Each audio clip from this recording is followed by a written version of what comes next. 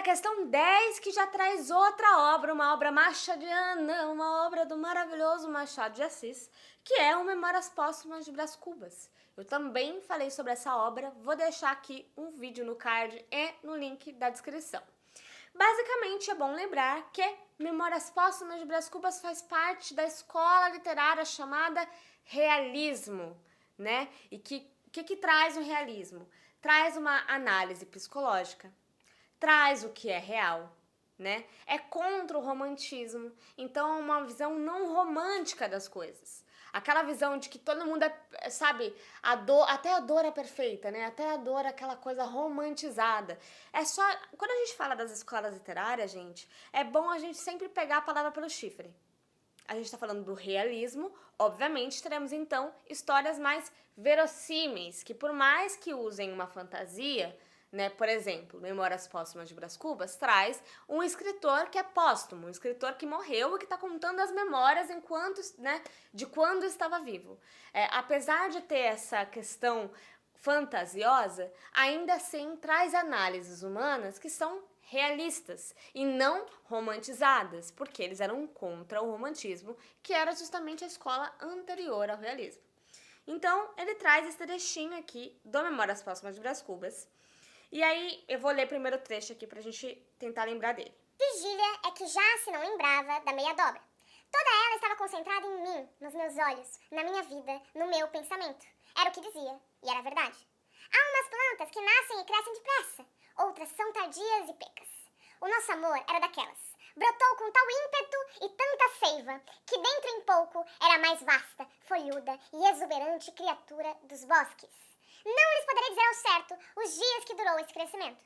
Lembra-me, sim, que em certa noite abotoou-se a flor, ou beijo, se assim me quiserem chamar, um beijo que ela me deu, trêmula, coitadinha, trêmula de medo, porque era ao portão da chácara.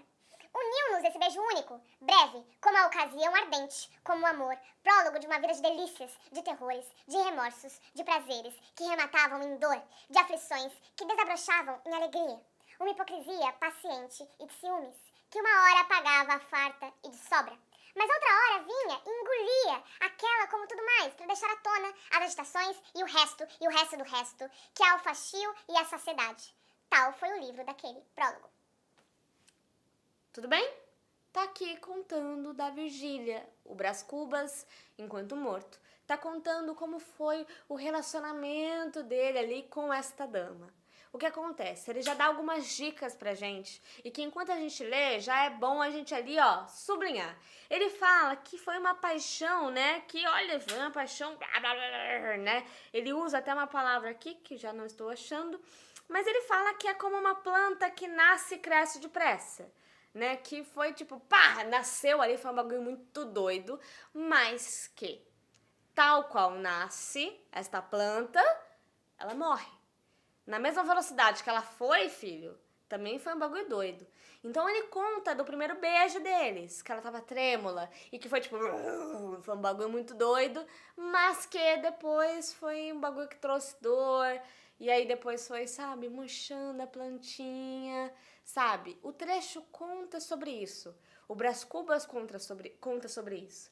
E aí quando você lê o livro, né, por completo, você também já manja que a vida do Brás Cubas foi assim, X, né? Ele passou por umas paradas muito doidas, mas também passou umas paradas nada a ver. E aí, tanto é que no final do livro, né? Spoiler, aqui, ó. Ele fala, olha, gente, eu morri, né? Eu posso não ter tido uma vida de loucuras, né? Eu posso ter tido aqui uma vidinha X, uma vidinha que aconteceu umas coisinhas e tal, que ao mesmo tempo em que eu nunca ganhei nada trabalhando com meu próprio suor, porque ele nunca trabalhou, mas eu também nunca sofri uma coisa, meu Deus do céu, sempre fui aqui, ó, no meio da coisa, mas ao mesmo tempo eu também nunca deixei nenhum filho no mundo, neste mundo horrível aí que a gente vive. Então, no último capítulo ele já até conta isso, ele fala, minha vida foi X, gente. Não foi nem pra lá, nem pra cá, mas também eu não posso reclamar, porque eu nunca deixei um filho aí pra viver por essas coisas que o mundo dá. Então, a partir do momento que você lembra disso, você vai conseguir responder essa questão com muita tranquilidade. E também a partir do momento que você analisa esse texto que ele conta dessa paixão exuberante, que do mesmo jeito que nasceu, morreu, também dá pra gente entender ali o que o enunciado vai pedir. Então vamos lá. Considerando, no contexto de Memórias Póstumas de Brás Cubas, o livro dos amores de Brás Cubas e Virgília, apresentado no breve capítulo aqui reproduzido, configura uma a demonstração da tese naturalista que postula o fundamento biológico das relações amorosas. Machado está no realismo. O naturalismo, apesar de ser um movimento que contemporâneo ao realismo, que acontece na mesma época ali, querendo ou não, ele não está no Memórias Póstumas de Brás Cubas. O naturalismo, gente, vem com o Aloísio no Cortiço. O Machado é o cara da escola realista no Brasil. Então, assim, essa questão já teria sido excluída a partir do momento que você tem noção de qual escola literária o Machado pertencia. Diga-se de passagem, aqui no Brasil, o único da escola realista, né? O único que traz o quê? Análise psicológica. Esse é o principal fator que diferencia o realismo do naturalismo. Né? A análise psicológica, que não acontece no naturalismo, porque no naturalismo tem o quê? O romance tese, os personagens tipo, eles não têm análise psicológica. É o humano representando algo, tá? Ele é tipo, ele é um personagem que representa alguma coisa, ok? Então essa A já tá errada. B. Versão mais intensa e prolongada da típica sequência de animação e enfado, característica da trajetória de Brás Cubas. Essa é a alternativa, uma vez que no livro inteiro a gente tem animação e enfado, animação e enfado. Ele mesmo fala isso, foi uma paixão, gente, que, olha, foi avassaladora, foi... Nasceu tal qual uma planta, daquelas que nascem de uma vez, assim, tipo mato, sabe, que cresce em qualquer lugar. Foi, pá, nasceu, mas do mesmo jeito que nasceu, morreu, né? E ele fala isso no trecho. Ele mostra isso, que foi uma animação total e depois foi tipo, blé. Então, essa é a nossa alternativa. Vamos ler as outras em todo caso. C. Incorporação ao romance realista dos triângulos amorosos cuja criação se dera durante o período romântico. Cadê triângulo amoroso, né, gente? Tô procurando aqui, então, no caso, não tem, neste trecho em específico. Tudo bem, o Brás Cubas ele começa a nos apresentar outros amores no decorrer da vida dele. Mas a gente não tá falando neste trecho de um triângulo amoroso. A gente só tá falando de um amor que surgiu e foi embora muito rapidamente, tá? Então, não. D. Manifestação da liberdade que a condição de defunto autor dava a Brás Cubas, permitindo-lhe tratar de assuntos proibidos em sua época.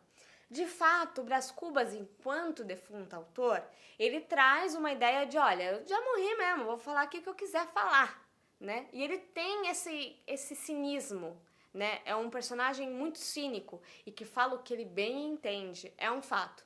Mas não foi isso que a questão perguntou. Não foi isso que o trecho nos mostrou. O trecho só tá contando da paixonite ali que aconteceu. Não tá dizendo assim, olha, sou sincerão aqui porque eu morri, né? Aliás, se você ler esse trecho, você mal sabe que o Brás Cubas morreu, né? Você só sabe se você entende da obra, lê o livro completo e tudo mais. Então, assim, essa alternativa, por mais certa que ela esteja enquanto obra, ela não quer dizer nada nesta questão, tá? Neste trecho que nos é apresentado. E vamos lá, crítica à devassidão que graçava entre as famílias da elite do império, em particular na corte. Não está aqui no trecho e mal está no livro todo. A gente entende que Memórias Póstumas de Brás Cubas nasceu de uma crítica à sociedade que se dizia independente da cultura europeia em geral. Mas, né, outra formiga, outra história, a gente está falando de outra coisa aqui. Neste exercício em específico, nós estamos querendo entender, neste contexto, o que ele quer dizer, tá? Então, no caso, a nossa alternativa certa é a B.